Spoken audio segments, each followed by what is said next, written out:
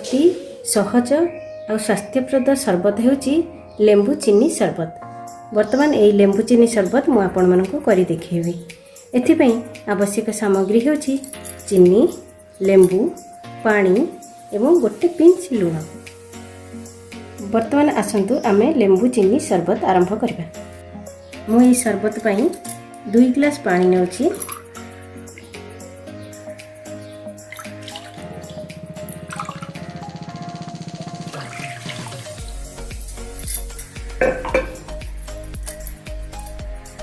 एथिपई 2 रु 3 चम्मच चीनी,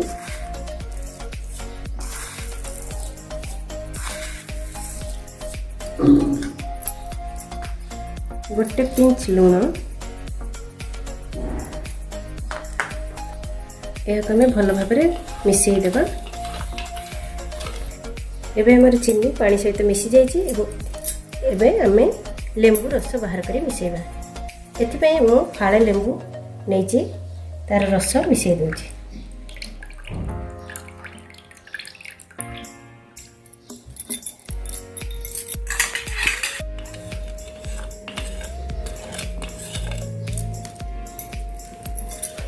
हमारे लेंबू चीनी शरबत प्रस्तुत हो जाइए।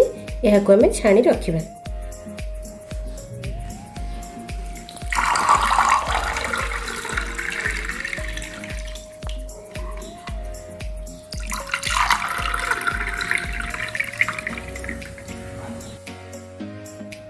खरा दिन पेट ठंडा रहिबा आमे सब्जा मंजीर शरबत पीवा निहाती आवश्यक।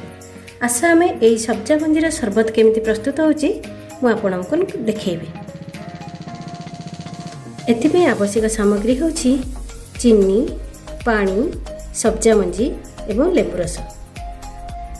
एबे आसंतु प्रस्तुत करिबा सब्जा मंजी शरबत। एथिपई मु गोटे पात्र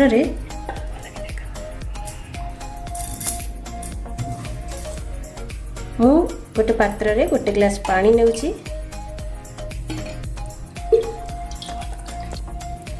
एई पानी रे आमे गोटे चम्मच सब्जा मंजी पकेइबा। एई सब्जा मंजी को आमे भल भाव में गोली दे गोटे घंटा छाड़ी देबा। सेमती ताको रेस्ट कर देबा। ये मंजी गुडाक आपे आपे फुली जिवो। मन देखंतु हमरो सब्जा मंजी फुली किरी रेडी हो जाइछि। एथिरे आमे 3 रु 4 चम्मच चीनी पकेइबा, गोटे पिंच लूण एवं लेंबू रस।